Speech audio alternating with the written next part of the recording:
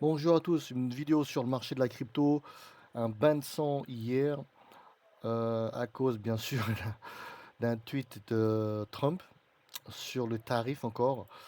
Encore une comédie, je dirais, parce que c'est pas la première fois que Trump tweet en fait sur les tarifs à la douane pour imposer les taxes. Il avait fait ça au début de l'année, donc le marché avait, le Nasdaq avait coulé, avait chuté, puis remonter, chuter, remonter. En fait, les tweets de Trump a créé beaucoup de volatilité en fait sur le marché de la crypto, également sur la bourse. Puis après, le marché s'est adapté, ça s'est calmé. L'or a explosé petit à petit en 2025 pour arriver, étonnant, à 4040 dollars, impressionnant. Et le silver en fait a atteint à peu près 50 dollars.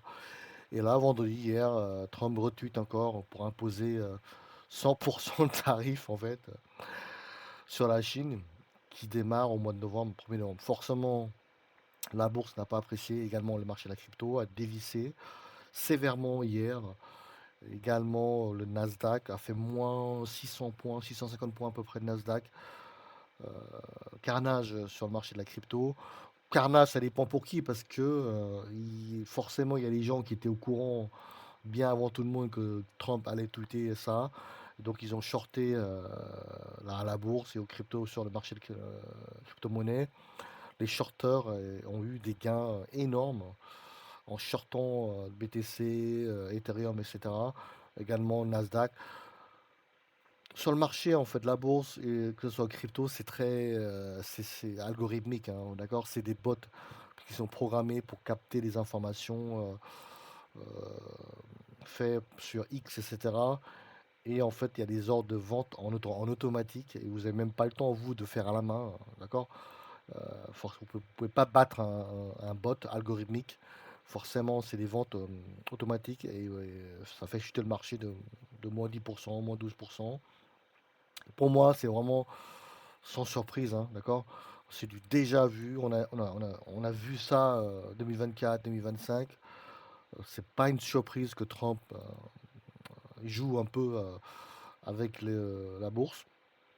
Et donc, je pense que ça va remonter, hein. C'est pas, je dirais que c'est pas un conseil d'investissement, mais chaque chute, en fait, c'est une opportunité d'achat dans un marché haussier, en fait. On est toujours dans un marché haussier, je pense, jusqu'à la fin de l'année 2025. Ça va pas chuter énormément. Et je pense que le BTC va atteindre, c'est ma conviction personnelle, pas un conseil d'investissement, d'accord? Ma conviction a été 100 000, que BTC va atteindre 100 000. Ça a touché les 100 000. Et je pense que fin décembre, il est probable qu'il touche dans les 150, 180. Certains experts disent 200K.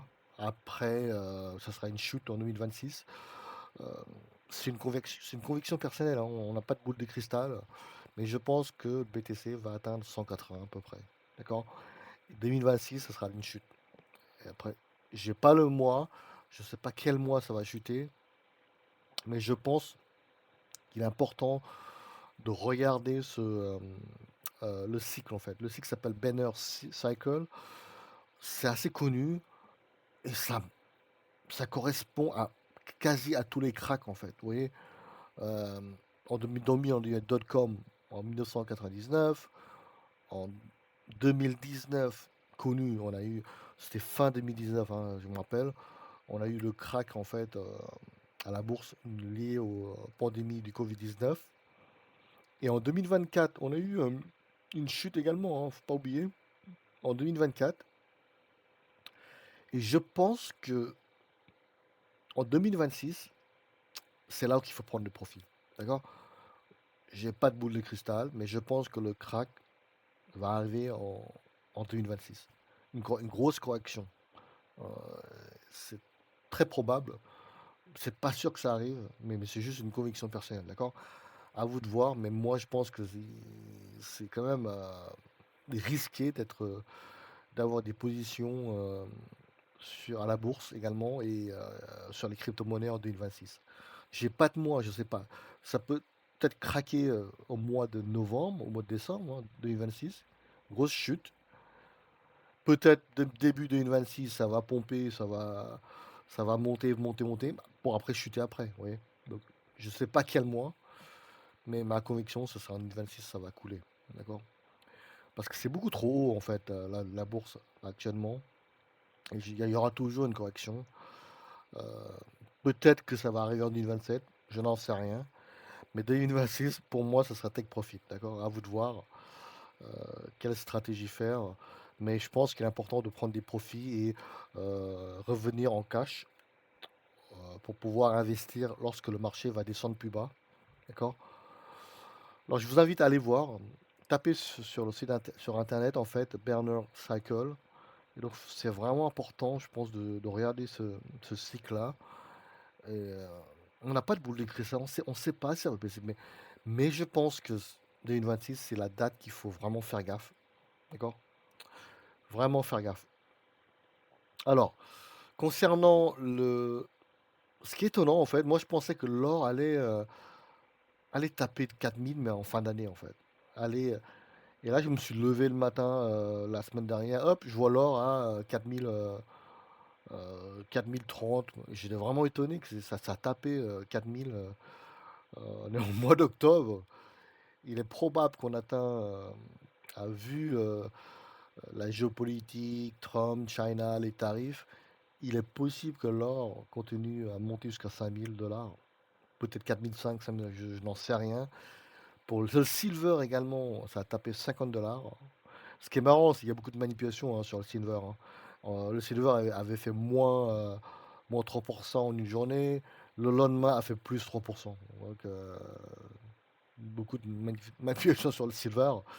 Il est probable que le silver cartonne, en fait, pour moi, dans les 100 $, hein. Je pense qu'il va aller dans 100 $ parce que le silver est à la bourre. Le ratio gold-silver, en fait que faut que le silver rattrape, en fait, le gold. Et je pense qu'il y a une grosse opportunité sur le silver, d'accord? À vous de voir, mais il est intéressant d'avoir de l'or et de l'argent dans votre portefeuille. Au moins 20% en cas de problème, en cas de crise, d'accord? C'est ridicule d'avoir 100% crypto, 100% bourse. Il est intéressant d'avoir du silver et du gold. Après ça, c'est mon avis personnel, hein. Après, à vous de voir, hein. Il y en a, ils aiment pas l'or, ils aiment pas l'argent parce qu'il n'y a pas de dividende. Donc, vous voyez, donc, c'est à vous de voir. Après, il y a des gens qui spéculent sur l'or à court terme, scalping, ils font des achats et des ventes à la journée, ou bien à la minute ou à l'heure. Ça dépend des stratégies des gens. Après, sur les crypto-monnaies, DCA, moi DCA, de manière intelligente, hein. Chaque fois que ça chute, -10, -15, -20, moi j'aime bien prendre des fractions en fait, euh, de, des crypto-monnaies en fait, hein, BTC, Ethereum, Solana, etc. Long terme, long terme, long terme. Mais 2026, même fin décembre, il faut commencer à prendre des profits, hein. Je suis persuadé que ça va craquer. D'accord? On est en fin de cycle sur BTC, sur les crypto-monnaies. On n'est pas pourtant, ce qui est étonnant, c'est qu'on n'a toujours pas eu les altcoins. Il n'y a toujours pas des retail qui arrivent sur le marché. BTC est parti à la hausse tout seul. Après, les autres, ils ont suivi. Solana dans les 230. Ethereum a fait 5000, mais toujours à la bourre par rapport. Normalement, la target en fait sur Ethereum, ça devrait être 10 000 au moins, hein, 10 000 $, d'accord? Solana, je dirais dans les 400, peut-être 500, mais il n'y a pas d'altcoin pour l'instant encore. Il y a une dominance forte du BTC. On attend tous en fait l'inverse. En fait, lorsque le dominance de BTC va commencer à baisser, les, al- la monnaie devrait comment dire, aller dans les altcoins. Ça, c'est en théorie, hein, d'accord? On n'est pas sûr parce que c'est vraiment différent du cycle précédent. On attend toujours, hein. Il nous reste, on est au mois d'octobre, hein. Il reste octobre, novembre, décembre. Est-ce qu'il va y avoir des altcoins? Moi, je suis persuadé. Après, c'est à vous de voir, hein. Peut-être que je me trompe, mais je pense qu'on va quand même avoir des altcoins. En plus, avec quand même un gouvernement américain pro-crypto, une première depuis. On n'avait jamais vu un gouvernement américain aussi pro-crypto, pro-stablecoin.